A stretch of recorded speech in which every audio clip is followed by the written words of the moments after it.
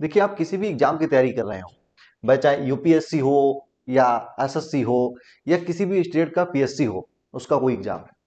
लेकिन इसमें जरूरी यह है कि कुछ टिप्स आपको पता होनी चाहिए जो आपके एग्जाम में बेटर परफॉर्मेंस के लिए होते हैं।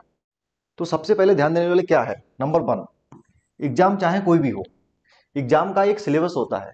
और वह सिलेबस कभी कभी क्या करते हैं, हम उसे इग्नोर कर देते हैं।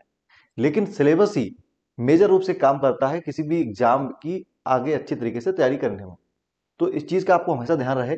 सबसे पहला टिप्स ये है कि जो सिलेबस है उसको बहुत अच्छी तरीके से पढ़ो, उसको इतनी बार पढ़ो, उसको मतलब जैसे कि आपको लग रहा है कि मुझे 1 साल बाद एग्जाम देना है, आज से आप तैयारी शुरू कर रहे हैं, तो आप कम से कम 10 दिन तक लगातार उस सिलेबस को रोज देखें।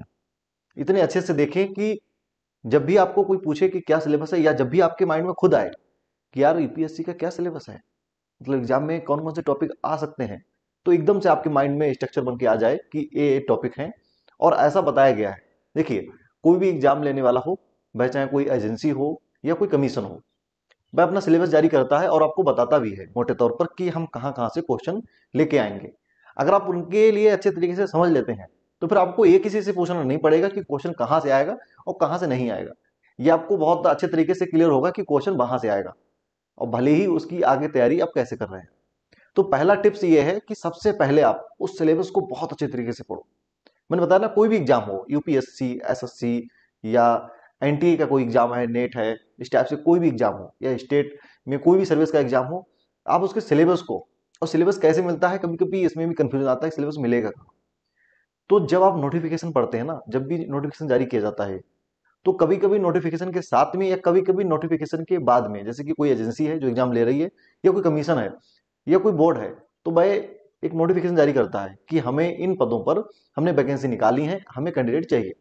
तो या तो उसी के साथ में वो सिलेबस भी उसमें ऐड कर देगा, या फिर अलग से बाद में नोटिफिकेशन जारी करेगा। तो ये आपका काम है, किसी और का नहीं, कि उस चीज को देखना। दूसरा पॉइंट क्या है कि क्वेश्चन कैसे होंगे। आता ना माइंड में कि क्वेश्चन यार कैसे पूछे जाएंगे, अगर पॉलिटी है तो पॉलिटी से कैसे आएंगे, क्या उनका लेवल होगा। हिस्ट्री है, जियोग्राफी है, इकोनॉमिक्स है, साइंस एंड टेक्नोलॉजी है, कुछ भी सब्जेक्ट मान लीजिए, या जनरल साइंस ले लीजिए। तो जनरल साइंस में तो बहुत कुछ आता है, लेकिन क्वेश्चन का जो लेवल है, क्वेश्चन का जो स्टैंडर्ड है, वो क्या होगा। तो इसके लिए दूसरा जो हथियार है आपका, वो आता है प्रीवियस ईयर के क्वेश्चन पेपर।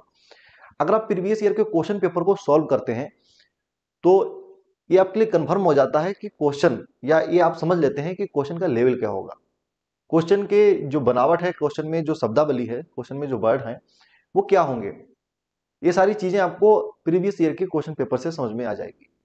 लेकिन हाँ, कभी कभी ये भी देखने को मिलता है कि जो देखिए हर साल एग्जाम होते हैं वो तो मिल जाते हैं आपको उनके प्रीवियस, लेकिन कुछ स्टेट सर्विस ऐसी भी होती हैं, या कोई सर्विस ऐसी भी होती है, या कोई एग्जाम ऐसे भी होते हैं जिनको कोई पता नहीं होता है वो कब होंगे। तो उसमें थोड़ी दिक्कत आती है प्रीवियस ईयर के क्वेश्चन पेपर ढूंढने की। सबसे पहला इसमें काम है कि आप online previous year question paper को देखें। लेकिन हाँ, ये ध्यान में रखें कि वही है, ऐसा नहीं किसी ने बना के मॉक टाइप का अपलोड कर दिया हो और आपको लग रहा हो ये प्रीवियस ईयर का क्वेश्चन पेपर है। ये कंफर्म हो जाना चाहिए। दूसरा तरीका क्या है कि आप मार्केट में जाएं, बुक स्टोर पे जाएं, वहां पर पूछें कि मुझे इस एग्जाम के प्रीवियस ईयर के क्वेश्चन पेपर जो होते हैं, जो कंबाइंड रूप से आते हैं, मुझे वो चाहिए थे। वो आपको कोई बुक दे देगा, हो सकता है उसमें सॉल्व भी हो। तो ये दो तरीके हैं, एक ऑनलाइन एक ऑफलाइन। ऑफलाइन जाके आप बुक स्टोर पे ढूंढेंगे, वहां पर भी मिल सकते हैं, लेकिन उनको सॉल्व करें। अगर मान लो आपको पिछले 5 साल के लिए, जो पिछले 5 साल में जो पेपर हो चुके हैं उनके पेपर मिल जाते हैं, क्वेश्चन पेपर मिल जाते हैं, तो आप एक बार पूरा उनको सॉल्व करें। भले ही आप उसमें से 20 क्वेश्चन कर पाए 100 में से, लेकिन सॉल्व करने की कोशिश करें।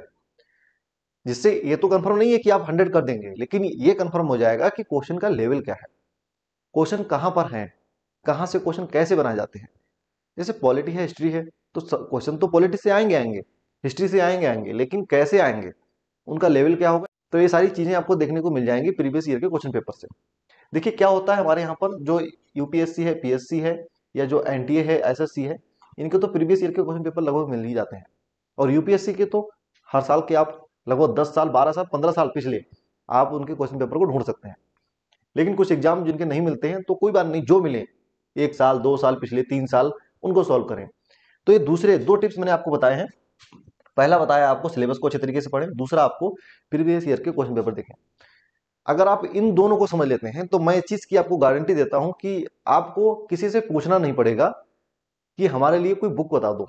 अगर आप ये दो चीजें कर लेते हैं, तो खुद आपको अनुभव हो जाएगा कि आखिर क्वेश्चन कैसे आएंगे, क्वेश्चन का लेवल क्या होगा और कहाँ से किस टाइप से क्वेश्चन उठाए जाते हैं।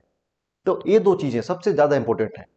ये अगर आप नहीं करते हैं तो आप भटकते रहेंगे, टाइम अपना बेकार करेंगे। मैं ये नहीं कहता कि आप ये नहीं करेंगे तो एग्जाम क्वालिफाई नहीं कर पाएंगे, लेकिन हाँ टाइम बर्बाद होगा। कितने भी बुद्धिजीवी सही, कितने भी अमीर सही, लेकिन जो उनका टाइम निकल गया ना, उसको वो पैसों से या किसी भी प्रकार से वापस नहीं ला सकते। और सारा खेल जो है वो टाइम का ही होता है। देखिए ऐसा कि आपने कोई भी फील्ड में काम किया, वहां पर कुछ समय बाद आपने बहुत सारी गलतियां की, उनका अनुभव हुआ, उससे आपने बहुत कुछ सीखा, तो वो चीज अलग है। लेकिन इसका मतलब ये नहीं है कि जानबूझकर आप उसमें गलतियां करें और फिर भूलें या फिर समझें। तो ये सारी चीजें गलत हैं। वो एक घटना है, लेकिन जब जानबूझ के आप करते हैं, जब आपको पता होता है पहले से, तो वो हमारी भूल होती है, वो हमारी गलतियां होती हैं। और ये गलतियां हमारे टाइम को बर्बाद करती हैं, हमारे कैरियर को भी बर्बाद करती हैं और हमारे पैसे को भी बर्बाद करती हैं।